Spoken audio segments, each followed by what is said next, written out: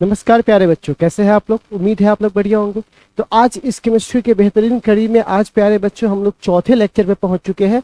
और इससे पहले 3 लेक्चर्स में हम लोगों ने क्या क्या किया है तो वो पहले मैं आपको बता दूं।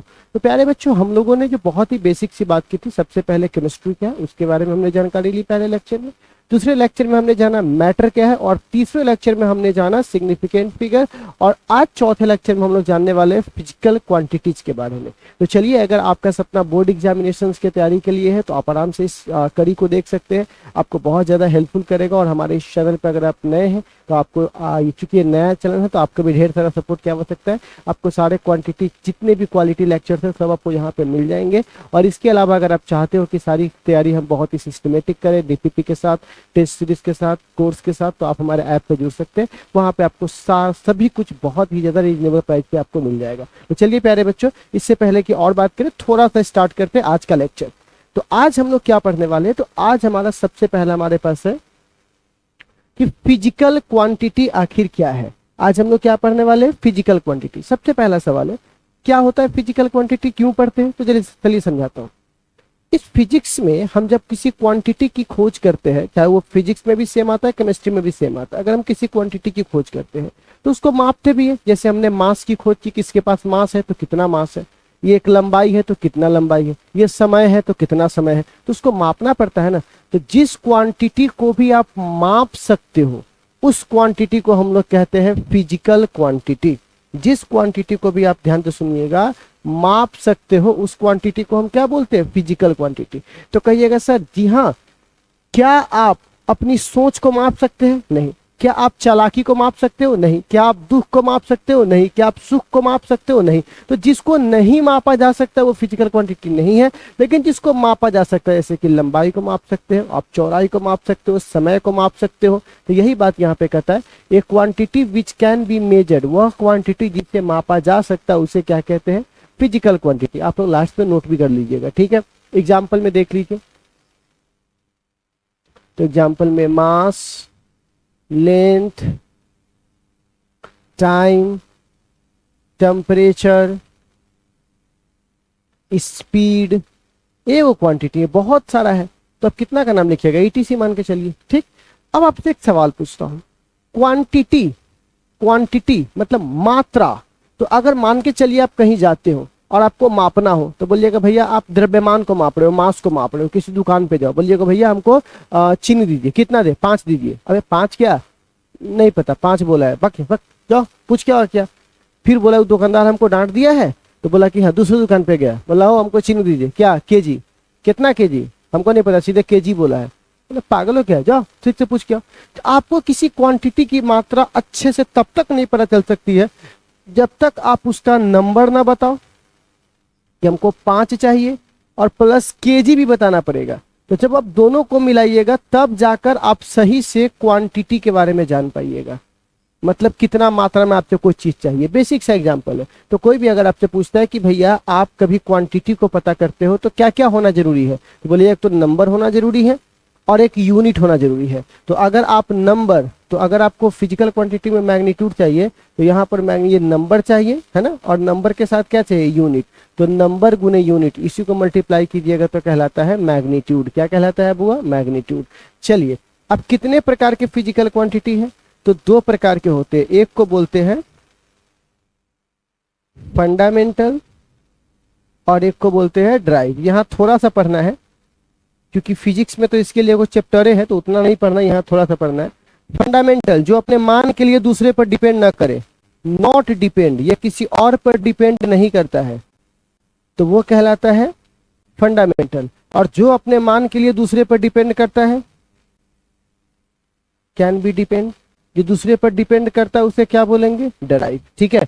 जो अपने मान के लिए किसी पे निर्भर ना करे, ठीक है, वो क्या कहलाएगा, फंडामेंटल। और जो करे उसे क्या कहेंगे बुआ, ड्राइव, ठीक है। ये हमारे पास बेसिक बात है। चलिए अब और आगे बढ़ते हैं।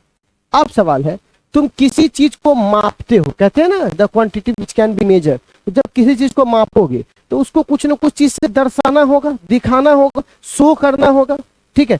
बिना दर्शाए तो नहीं होगा। कहिएगा सर कैसे। अब एक बात बताओ, तुमको अगर मान के चलिए आपके घर में बहुत सारा, अगर मान के चलिए आपके घर में कोई सब्जी उपज गया, तो उसको बेचना होगा मार्केट में, तो पीस से तो बेचोगे नहीं, तो आप क्या करते हो, उसके लिए तराजू लेकर आते हो। तो आप तराजू पर एक कोई चीज रखते हो और उसको मान कर उसको तौलते हो। वो चीज बटखारा भी हो सकता है, जो आपको वेट होता है वो भी हो सकता है, चाहे कई लोग ईंटा का भी इस्तेमाल कर लेते हैं। तो कहने का मतलब जिसको भी मान कर तुम माप तौल कर रहे हो, जिस चीज को भी मान कर तुम कोई चीज नाप रहे हो, माप तौल कर रहे हो, उसी मानक को हम लोग इकाई बोलेंगे।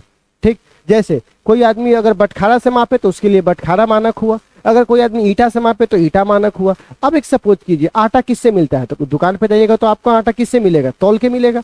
लेकिन किसी पड़ोसी को देना हो तो वहां पे बाटी का सहारा लेते हैं कि इस बाटी से ले जाओ और इसी बाटी से वापस कर देना। तो आपके लिए वो बाटी क्या हो गया, तो वो बाटी ही आपके लिए मात्रक हो गया। बेसिक सी बात है, क्योंकि आप उसी को मानकर अपना नाप तौल कर रहे हो। तो जिस चीज को भी माप कर मान कर तुम नाप तौल कर रहे हो, उसी मानक को जो तुमने माना हो, उसी मानक को हम लोग क्या बोलते हैं, यूनिट।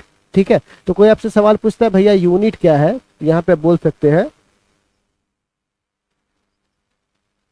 द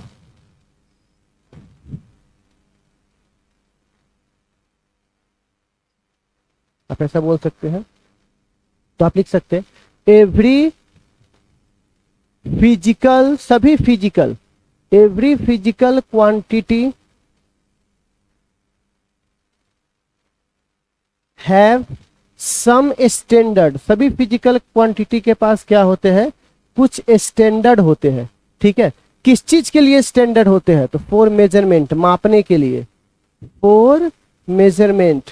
ठीक है, तो लिख सकते हैं every physical quantity have some standard for measurement, this standard is called, वही स्टैंडर्ड क्या कहलाएगा, this standard is called unit. वही स्टैंडर्ड क्या कहलाएगा, यूनिट। स्टैंडर्ड का मतलब होता है मानक, जिसको तुमने मानकर माप तौल किया है। ठीक है, इज कॉल्ड क्या कहलाएगा, यूनिट। ठीक है, तो आई थिंक आपको समझ में आ गया होगा कि हर फिजिकल क्वांटिटी को मापने के लिए कुछ स्टैंडर्ड चाहिए। जैसे लंबाई को मापना है तो फीता चाहिए, मास को मापना है तो केजी चाहिए, समय को मापना है तो सेकंड के लिए घड़ी चाहिए, तो मतलब सेकंड चाहिए। तो हर चीजों को मापने के लिए कुछ स्टैंडर्ड चाहिए होता है, उसी स्टैंडर्ड को हम लोग क्या बोलते हैं, यूनिट। ठीक है, अब चूंकि फिजिकल क्वांटिटी ही दो प्रकार के हैं, तो तुम माप भी फिजिकल क्वांटिटी के रहो, तो यूनिट भी दो प्रकार के होंगे। एक को बोलेंगे फंडामेंटल यूनिट,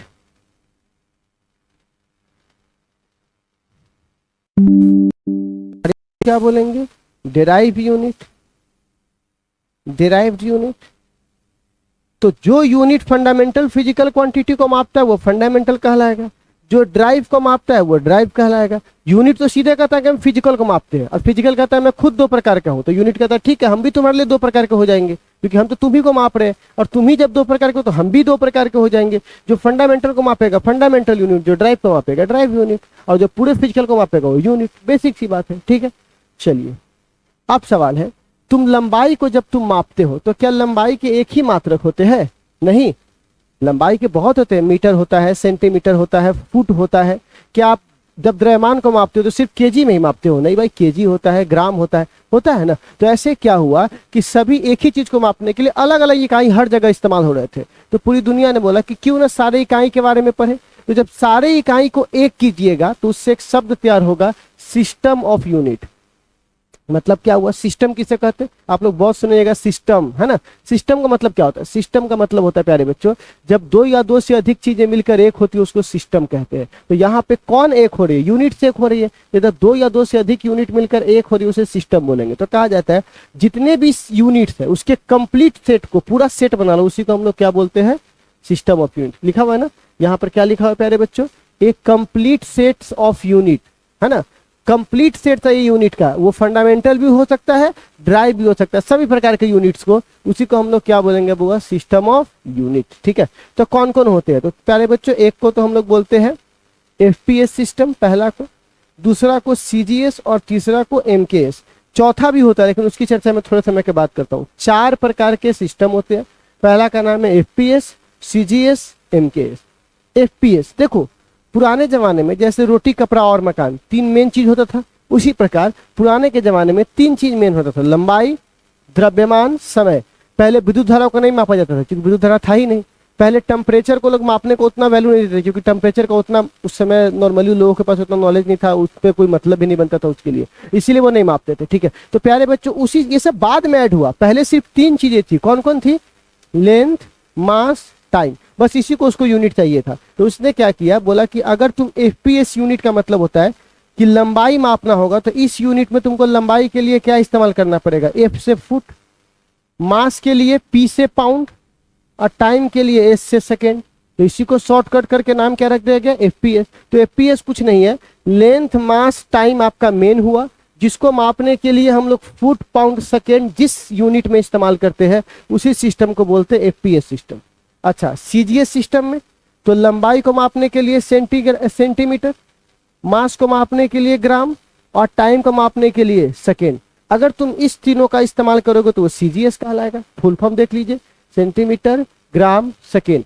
और एम के एस, तो एम से मीटर, के स्टैंड फॉर किलोग्राम, और एस स्टैंड फॉर सेकेंड। तो कुछ नहीं है, मेन हमारे पास तीन है, लेंथ मास टाइम को हमने मेन माना, और उसको मापने के लिए हमने यहाँ पे लेंथ का इसके जगह पर फुट, सेंटीमीटर, मीटर तीनों अलग अलग में इस्तेमाल किया, पाउंड, ग्राम और किलोग्राम तीनों अलग अलग में इस्तेमाल किया, सेकेंड तीनों अलग अलग में इस्तेमाल किया। अगर आप ऐसा करोगे तो वही कहलाता है एफपीएस, सीजीएस और एमकेएस। बस इतना सही बात है, और यही बात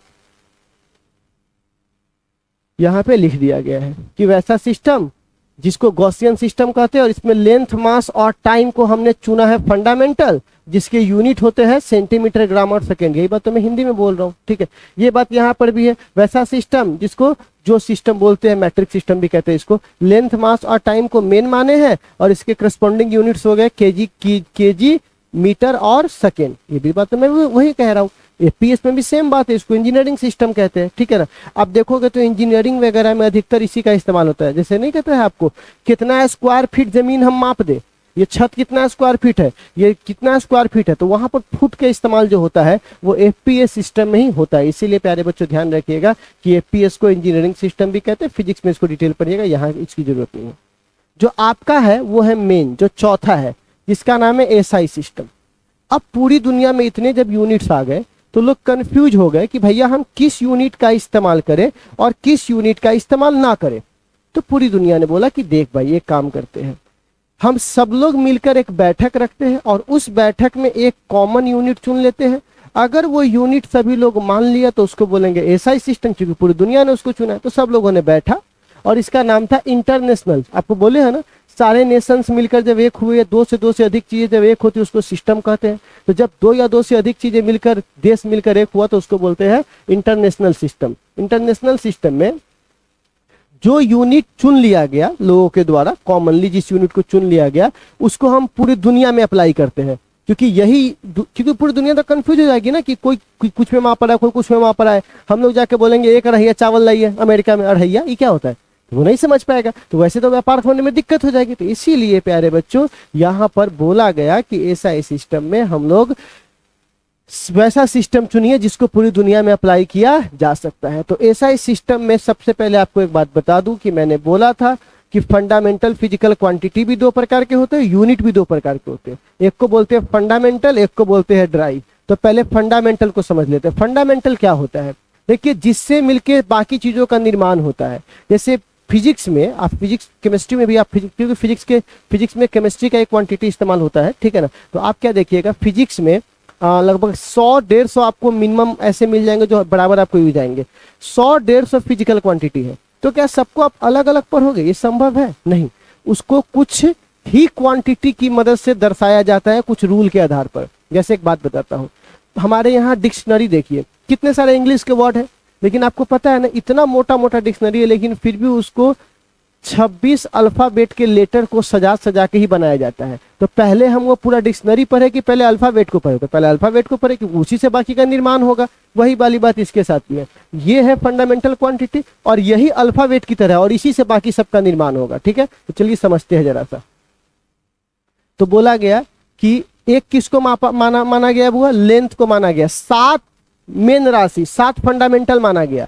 अल्फाबेट में कितने होते हैं? 26 लेटर होते हैं, जिससे बाकी चीज बनाई गई सारे वर्ड मीनिंग्स। लेकिन फिजिक्स की दुनिया में हमारे पास कितने अल्फाबेट इसके लिए है? तो 7 है, और इसी 7 से बाकी पूरी फिजिक्स की क्वांटिटीज का निर्माण होगा। तो बताइए पहले बच्चों, 7 हमारे पास फंडामेंटल क्वांटिटीज है। कौन कौन? पहला को लेंथ, तो लेंथ का एसआई मात्रक क्या चुना गया? मीटर। दूसरा को मास, क्या चुना गया? किलोग्राम। तीसरा को टाइम, क्या चुना गया, सेकेंड। आपको नहीं लग रहा है कि एमकेएस सिस्टम है, क्योंकि एमकेएस में भी यही था, मीटर किलोग्राम सेकेंड। चूंकि अमेरिका का सिस्टम है तो अमेरिका तो डॉन है, तो अपना डॉन पनी हर जगह दिखा रहा है, अपने यूनिट को यहाँ चिपका दिया, ठीक है, खैर जाने दो। तो यहाँ पर है। चौथा माना गया इलेक्ट्रिक करंट को, तो इलेक्ट्रिक करंट का मात्रक चुना गया एम्पियर को। पांचवा माना गया टेम्परेचर को, तो टेम्परेचर का मात्रक किसको चुना गया, केल्विन को।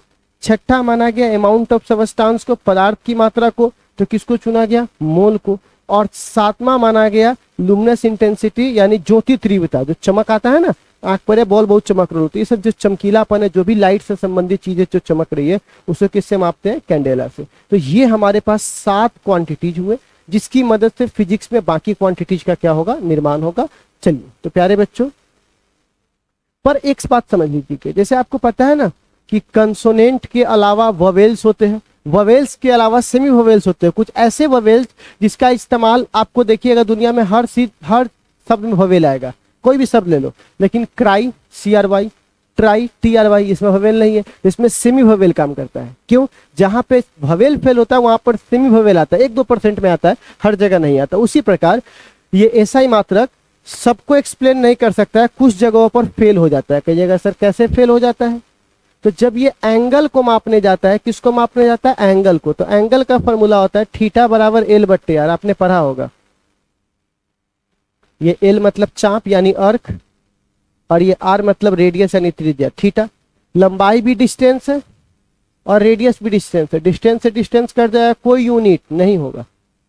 अगर आप पहले वाला के हिसाब से चलिएगा तो थीटा बराबर होता है L/R, L भी लंबाई है तो लंबाई का मीटर, रेडियस भी लंबाई है, लंबाई का मीटर से मीटर कट जाएगा, कोई मात्रक नहीं होगा। तो ऐसे हालात में आप क्या कीजिएगा, तो कहिएगा ठीक है सर नहीं लिखेंगे। कैसे नहीं लिखिएगा, अरे पूरा इलेक्ट्रॉन प्रोटॉन के चारों ओर सर्कुलर पाथ पे घूम रहा है, वहां पे अगर सर्कुलर यानी एंगल वाले को तुम हटा दोगे तो वहां पे कैसे कुछ पता कर पाएंगे, एंगुलर मोमेंटम, एंगुलर वेलोसिटी, ये सब कैसे पता होगा।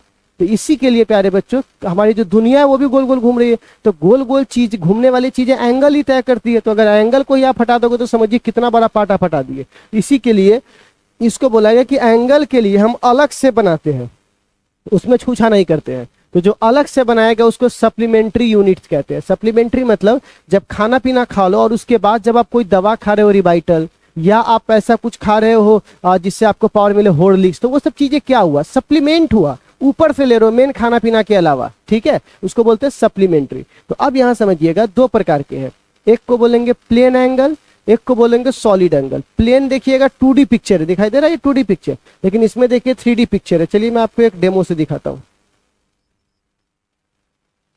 जैसे सपोज कीजिए ये पेपर है, इस पेपर को मैं ऐसे मोड़ दूं, ठीक है, तो इसमें एंगल बना,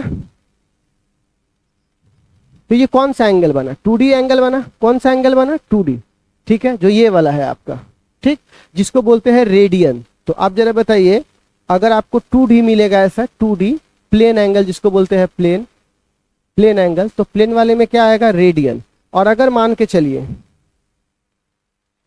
ऐसा मिले जिसमें x भी है, y भी है, z भी है, दिखाई दे रहा है, x y z, अगर आपको ऐसा मिले तो ये सॉलिड है, इसको सॉलिड में से काटा जाता है, इसको बोलते हैं सॉलिड एंगल।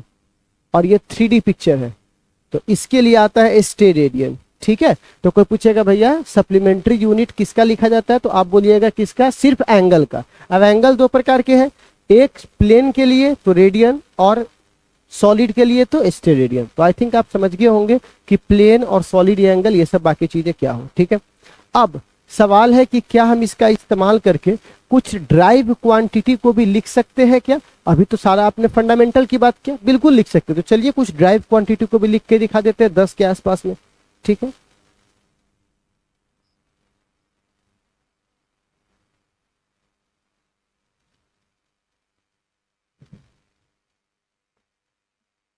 चलिए, तो कुछ ड्राइव क्वांटिटी, सबसे पहला एरिया। एरिया का फॉर्मूला होता है L गुने B, L मतलब मीटर, और B मतलब चौड़ाई, चौड़ाई का भी मीटर। तो लंबाई गुने चौड़ाई को लिख सकते हैं मीटर गुने मीटर, क्योंकि दोनों को मीटर से मापते हैं। तो बताइए ये क्या हो जाएगा, मीटर का स्क्वायर।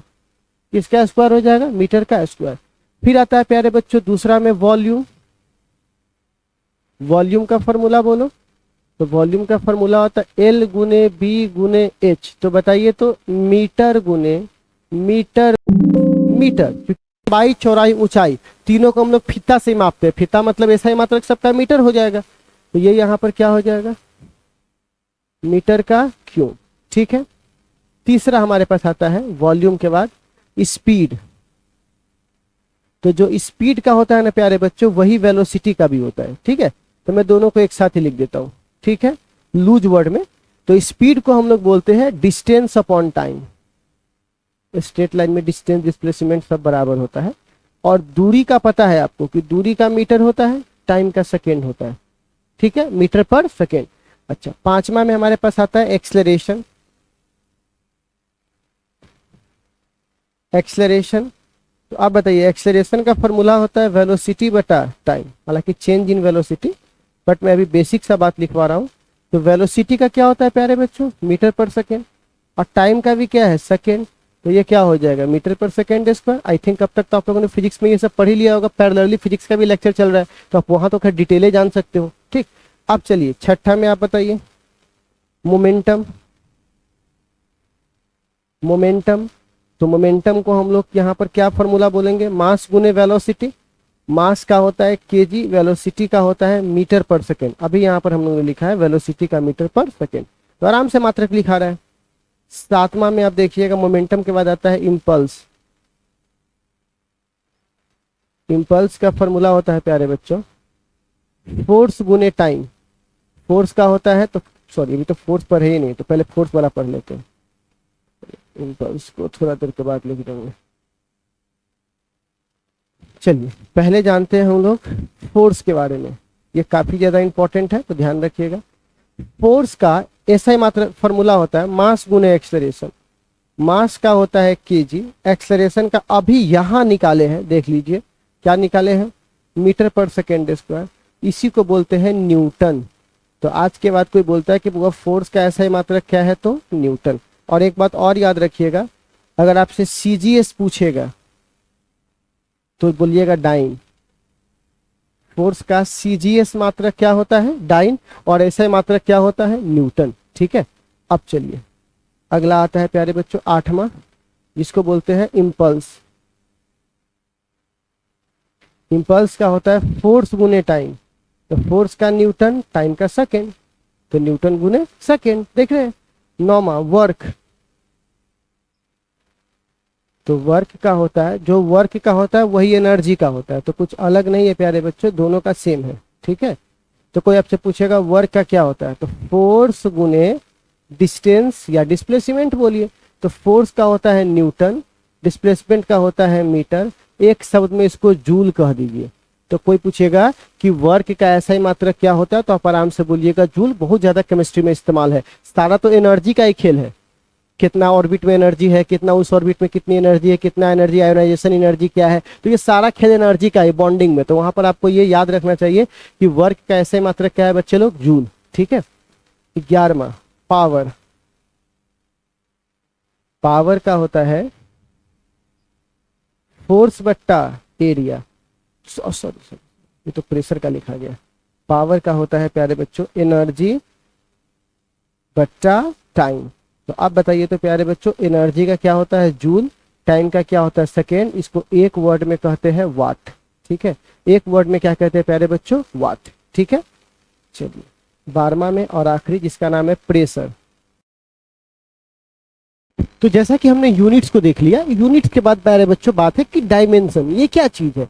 देखिए प्यारे बच्चों, हम जब किसी चीज को दर्शाते हैं, जरा समझना यहाँ प्यार से, मैं आपको समझाता हूँ। जैसे मान के चलो मैं यहाँ पे बोलता हूँ कि भैया मैं लेंथ की बात कर रहा हूँ। किसकी बात कर रहा हूँ, लेंथ। तो आप बोलिएगा लेंथ का डायमेंशन एल, क्योंकि लेंथ को एल से दिखाते हैं। कोई पूछेगा एरिया, तो आप बोलिएगा लंबाई गुने चौड़ाई, मतलब 2 बार लंबाई का इस्तेमाल हुआ। ठीक है। ठीक है। कोई पूछेगा लेंथ के बाद वॉल्यूम, तो बोलेगा एल गुने बी गुने एच, मतलब 3 बार लंबाई का इस्तेमाल हुआ, तो बोलेंगे एल के पावर 3। तो अब आपने एक चीज नोटिस किया कि मैं 3 अलग अलग क्वांटिटी को दिखाने के लिए मैंने सिर्फ एक ही क्वांटिटी का इस्तेमाल किया, जिसका नाम था लेंथ। आप सोचिए कि मैंने तीन अलग अलग को सिर्फ एक ही से दिखा दिया। जैसे मैंने अभी एग्जांपल दिया था आपको थोड़ा देर पहले अल्फाबेट वाला, कि आप अलग अलग वर्ड मीनिंग्स को सिर्फ 26 लेटर का इस्तेमाल करके उसको आगे पीछे अरेंज करके आप दर्शा सकते हो। सेम इसके साथ भी है। ये क्या कहता है कि जितने भी फिजिकल क्वांटिटी यहां पर लिखे जाएंगे, चाहे 100 लिखो चाहे 200 लिखो, उस सब को हम सिर्फ 7 फंडामेंटल क्वांटिटी के रूप में दर्शा देंगे, सिर्फ 7 की मदद से। जैसे 26 की मदद से, 26 इंग्लिश के वर्ड की मदद से आप कितने लिख सकते हो, उसी प्रकार 7 की मदद से आप जितने चाहे उतने वहां पर फिजिकल क्वांटिटीज को लिख सकते हो। तो क्या सर सिर्फ ऐसे ही लिख देंगे? नहीं भाई, आप देख रहे हो कि यहाँ का पावर अलग है, यहाँ का पावर अलग है, यहाँ का पावर अलग है। तो पावर के साथ आपको राइज और फॉल करवाना होगा। पावर बढ़ सकता है, मल्टीप्लाई, ये सब सारे चीज फॉर्म्स में अगर थोड़ा मोड़ा चेंज करोगे, इधर से उधर, उधर से इधर, पावर के साथ ऊपर नीचे करोगे, तब जाकर के आप इसको लिख सकते हो। ठीक है, वरना 7 को आप अरेंज कीजिएगा, पावर डिफरेंट डिफरेंट रहेगा, तब हजारों लिख सकते हो। यही बात ये यहाँ बोलता है कि when drive quantity is express, मतलब जो ड्राइव क्वांटिटी फंडामेंटल को छोड़ दो तो सारे क्या बन जाएंगे, ड्राइव क्वांटिटी। उसको एक्सप्रेस करते हैं, किसके रूप में एक्सप्रेस करते हैं? फंडामेंटल के रूप में। ठीक है ना। अच्छा, उसको प्रोडक्ट और डिफरेंट पावर दिखाई दे रहा है, डिफरेंट पावर है ना, डिफरेंट पावर के रूप में हम उसे क्या करते हैं, एक्सप्रेस करते हैं। किसके डिफरेंट पावर? तो फंडामेंटल क्वांटिटीज के डिफरेंट पावर के रूप में हम क्या करते हैं, उसको एक्सप्रेस करते हैं। ठीक है, इसी प्रक्रिया को हम लोग क्या बोलते हैं, डायमेंशन। तो आई होप आपको डायमेंशन समझ में आ गया होगा। तो अगर आपको डायमेंशन लिखना है किसी ड्राइव का, तो पहले किसका लिखना होगा, फंडामेंटल का। किसका लिखना होगा, फंडामेंटल का। तो चलिए फंडामेंटल का पहले लिख के दिखाते हैं। तो फंडामेंटल यहां देखिए, फंडामेंटल के नाम लिखे गए हैं, 7 फंडामेंटल। तो यहां पर अगर मैं यहां पर एक शब्द जोड़ दूं, डायमेंशन, ठीक है, तो इसका डायमेंशन लिखना है। डायमेंशन को बॉक्स में लिखते हैं। ठीक, तो बताइए लेंथ का डायमेंशन क्या होगा, तो L। अच्छा, मास का M, टाइम का T, टाइम का T। अच्छा, इलेक्ट्रिक करंट का एम्पियर, I भी लिखते हैं इसको। टेम्परेचर का केल्विन या K भी लिखते हैं, या थीटा भी लिखते हैं। इसका मोल और इसका कैंडेला, ठीक है, CD। तो हम इतने सारे लिखते हैं इस पर। ठीक है, तो अब प्यारे बच्चों सवाल है कि ये तो आपने किसका लिखा, फंडामेंटल का, हमको ड्राइव का लिख के दिखाइए। तो अभी मैं लिख के दिखाता हूं। देखिए यहां पे हमने ड्राइव के लिखे हुए, यूनिट लिखे हुए, तो जब यूनिट लिख सकते हैं तो हम ये भी लिख सकते हैं। देखिए कैसे, आप जरा बताइए। लंबाई है तो लेंथ का L होता है, फिर से लेंथ है L होगा, तो यहां पर क्या लिख सकते हैं, L के पावर 2। ठीक, अब यहां देखिए लंबाई गुने चौड़ाई गुने वॉल्यूम।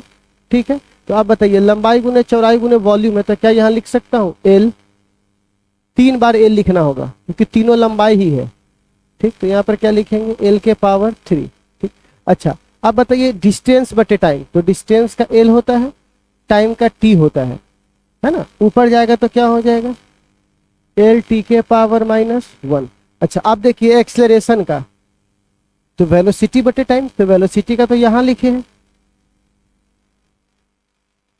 और टाइम का T होता है, सबको पता है, अभी तो लिख पाए सातों के नाम। यहाँ पर क्या हो जाएगा, L T के पावर -2 आ जाएगा। कोई पूछेगा मोमेंटम का क्या होता है, तो मोमेंटम का मास गुने वॉल्यूम, सॉरी वेलोसिटी, मास का M और वेलोसिटी का LT -1। ठीक है, अच्छा उसके बाद आता है फोर्स का। ठीक है, तो आप देखिएगा फोर्स का क्या होगा।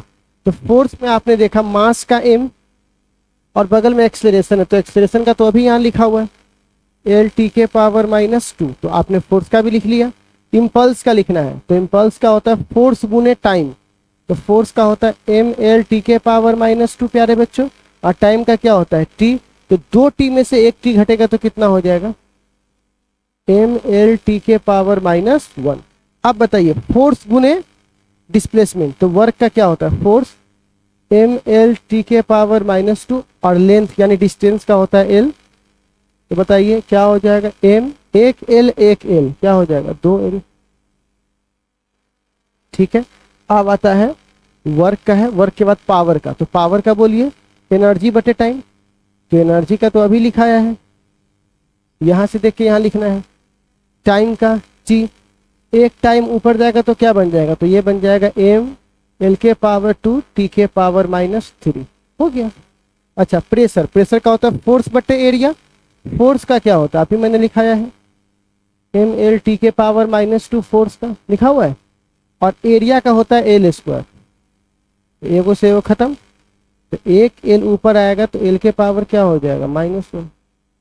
ठीक है, ये हमारे पास क्या हो गया, वैल्यू आ गया। तो हमने इतने के डायमेंशन आपको लिखना सिखा दिए, बस यही तो सिंपल डायमेंशन था।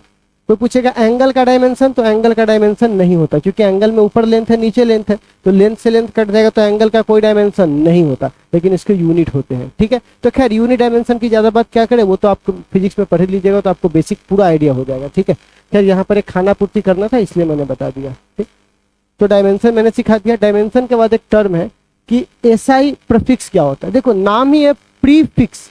हम केमिस्ट्री में काफी बड़े बड़े क्वांटिटी का भी अध्ययन करते हैं और काफी छोटे छोटे का भी करते हैं। बड़े बड़े से कहने का क्या मतलब, बड़े बड़े से कहने का मतलब जैसे कि एवोगाड्रोस नंबर, इसमें 10 के पावर 22, 23, 24, 25 वहां तक हम लोग चले जाते थे, काफी बड़ा हुआ।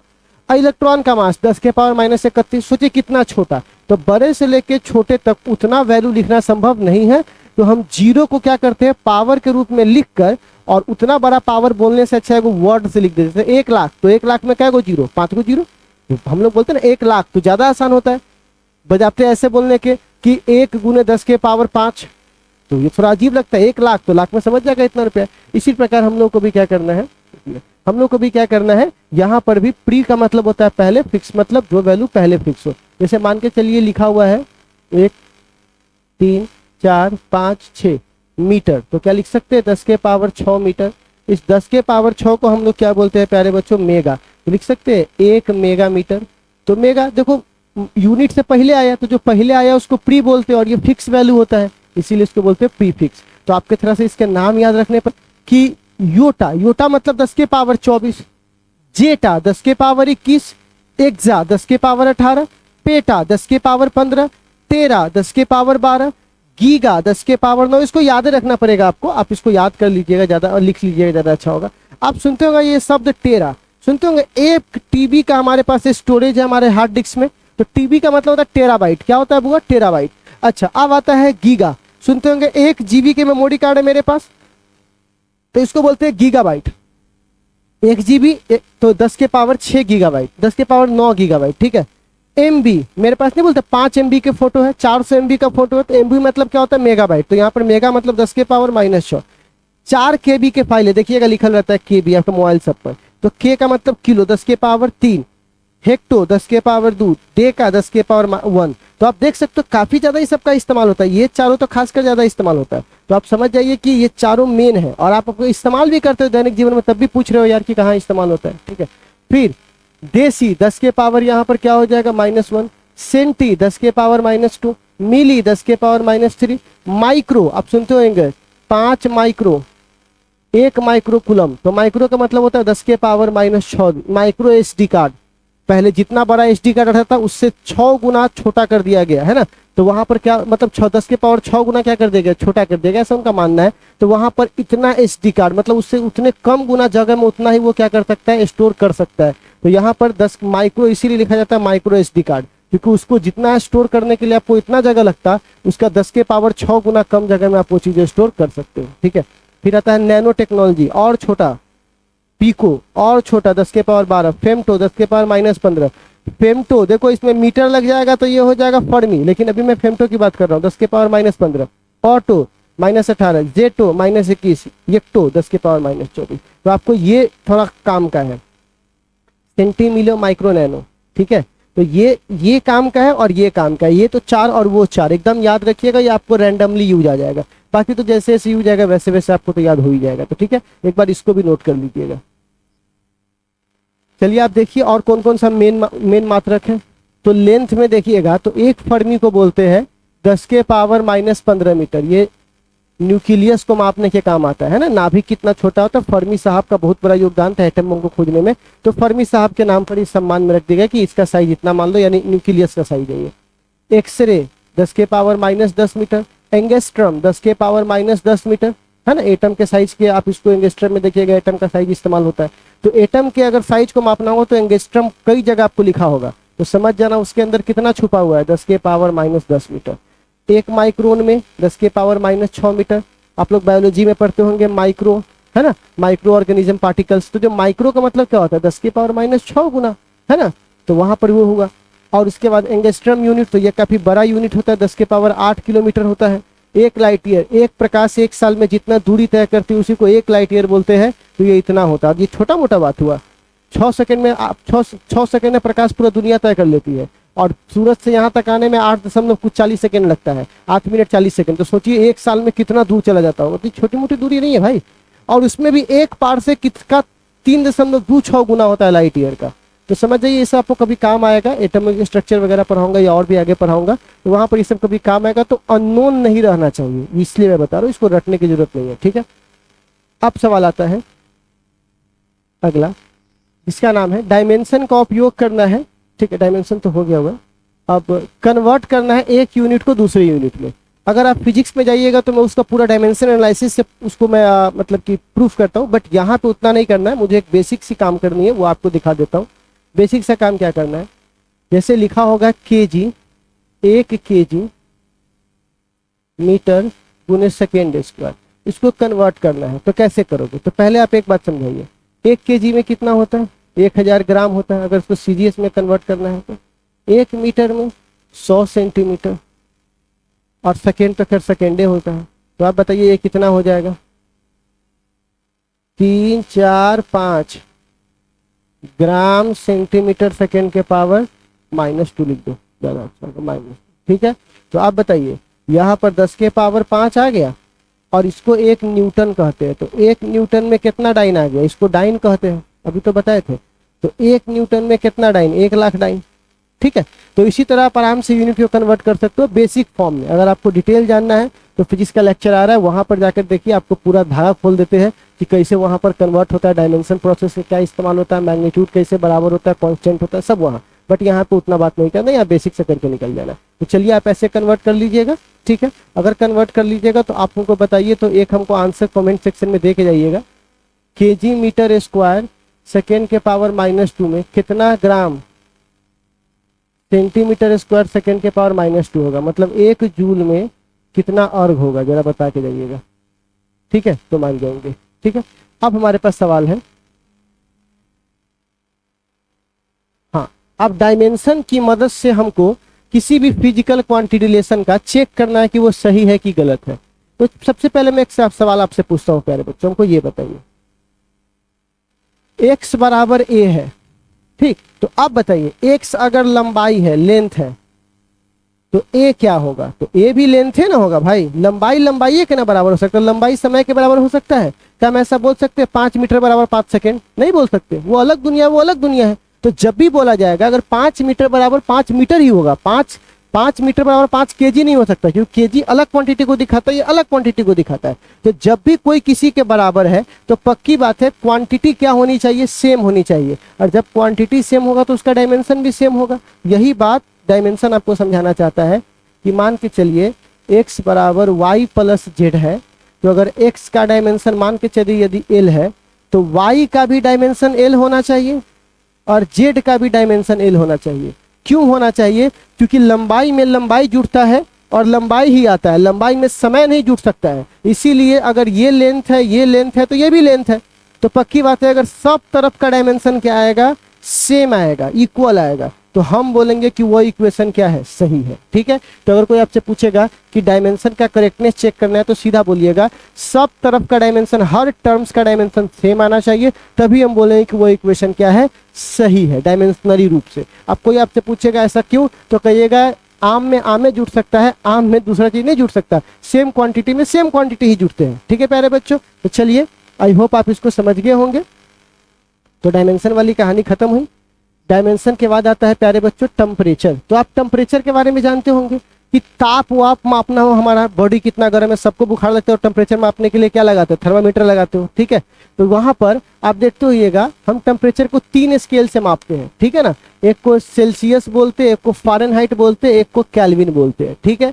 अब एक सवाल आता है कि इसका फॉर्मूला, अगर मान के चलिए हमें कोई चीज सेल्सियस में दिया हुआ, जो आप घर पे बुखार मापते हैं वो फ़ारेनहाइट होता है, 97 डिग्री बुखार, तो क्या 97 डिग्री सेल्सियस हुआ, 97 डिग्री सेल्सियस पे तुम खौल जाओगे सीधे, तो वो सेल्सियस नहीं हुआ, वो क्या हुआ, फ़ारेनहाइट हुआ। तो चलिए बदलना सीखते हैं एक को दूसरे में। तो चलिए जरा टेम्परेचर का काम आता है केमिस्ट्री में, चेक कर लेते हैं।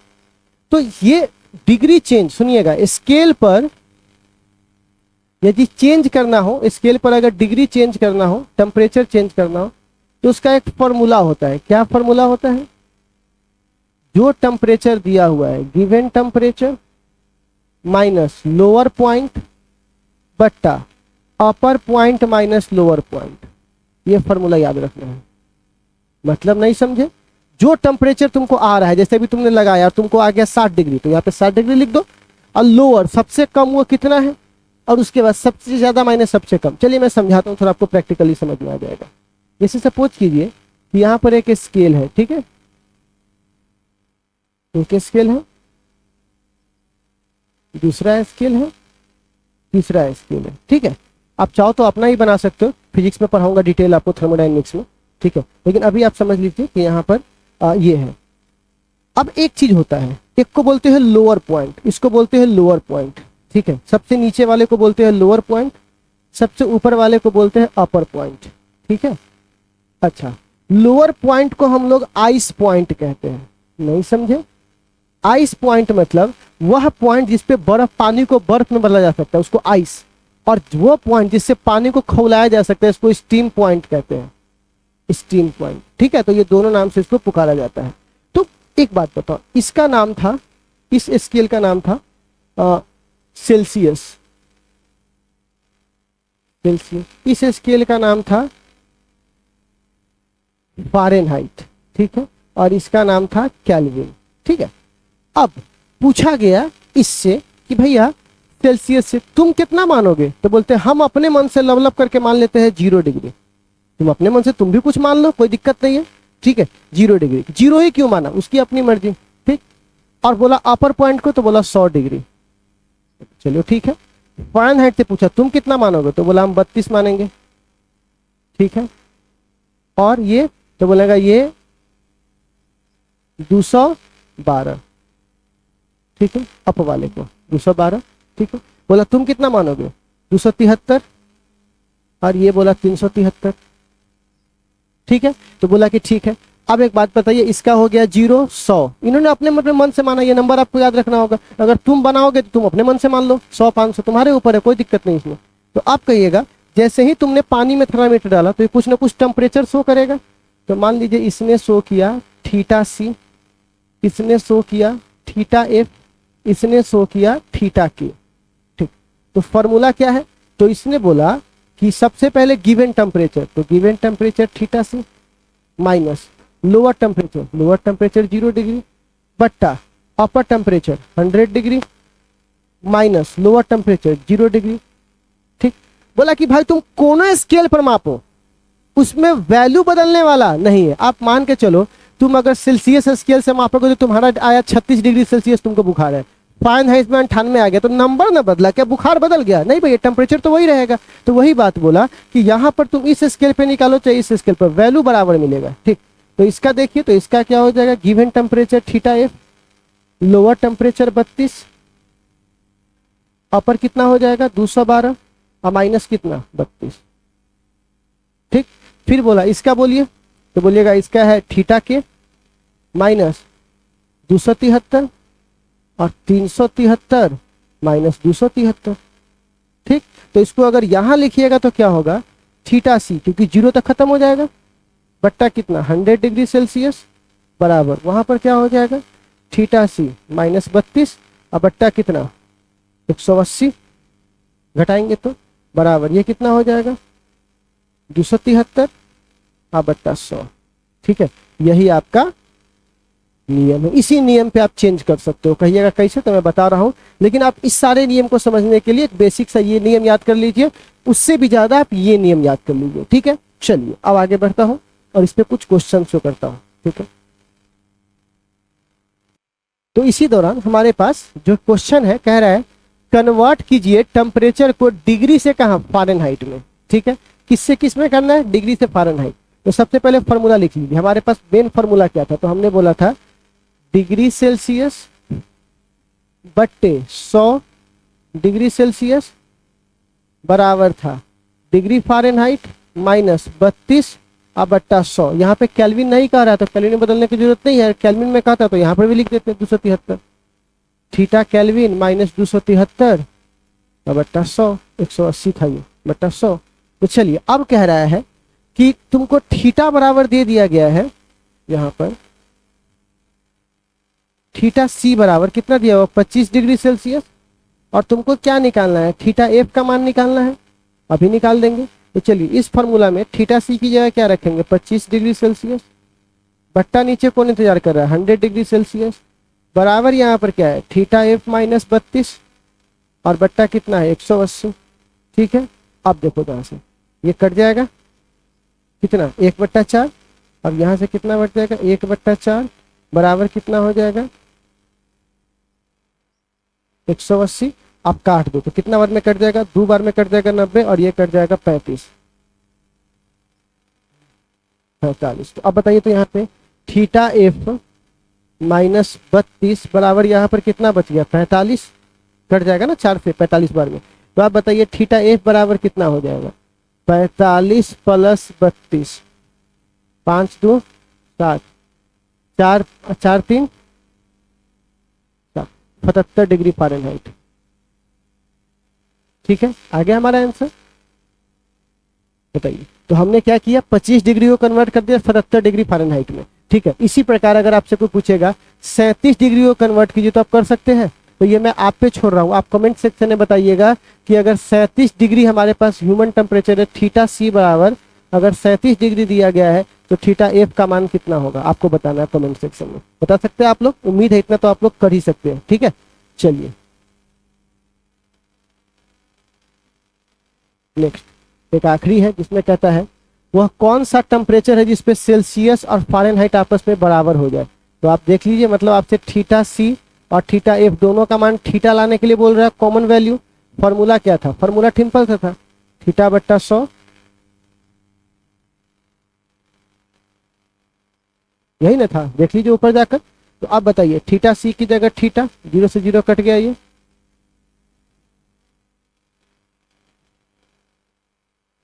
ठीक है। अब देखिए ये मल्टीप्लाई हो जाएगा तो 18 थीटा और ये मल्टीप्लाई होगा तो 10 थीटा और माइनस 320, ये इधर आएगा तो कितना हो जाएगा 8 थीटा, है ना। और यहाँ पर क्या बचेगा माइनस 320 कट जाएगा तो कितना 40 यानी -40। ठीक है, -40 डिग्री सेंटीग्रेड पर ये क्या हो जाएगा आपस में बराबर हो जाएगा। तो आपको बेसिक सा समझ में आ गया होगा कि हम कन्वर्जन कैसे करते हैं बेसिकली। ठीक है, तो यही बेसिक सा कन्वर्जन है, मेन फॉर्मूला आप याद रखिए वहां वाला, और फॉर्मूला भी क्या तरीका याद रखिए। ठीक है, और आपको तो ये पता ही होगा कि 1 लीटर में होता है 1000 सेंटीमीटर क्यूब, या एक ये जो भी आपका मात्रा कन्वर्ट कीजिए मिलीलीटर में आप कर लेते हैं, तो 1 लीटर में कितना होता है बुआ 1000 सेंटीमीटर क्यूब होता है। ठीक है, तो प्यारे बच्चों आज हम लोगों ने जितना मेजरमेंट वाला कार्यक्रम था वो कर लिया।